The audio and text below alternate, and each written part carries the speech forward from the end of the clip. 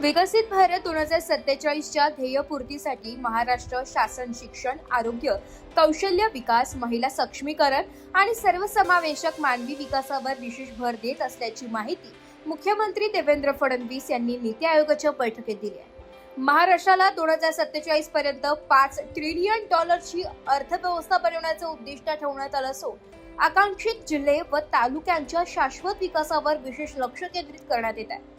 शिक्षण क्षेत्रात राष्ट्रीय शैक्षणिक धोरणांचा प्रभावी अंमलबजावणी, AI व आधुनिक तंत्रज्ञानाचा समावेश, तर कौशल्य विकासासाठी स्टार्टअप, नवसंशोधन आणि आंतरराष्ट्रीय रोजगार संधींना चालना देण्यात येत आहे.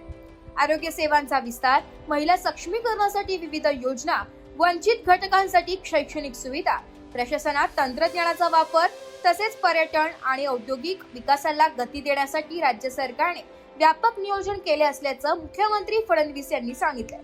विकसित महाराष्ट्र 2047 साकार करण्यासाठी केंद्र व राज्याच्या समन्वयातून सर्वसमावेशक विकास साधण्याचा संकल्प त्यांनी यावेळी व्यक्त केला. ब्युरो रिपोर्ट, नाशिक लोकशाही न्यूज, नाशिक.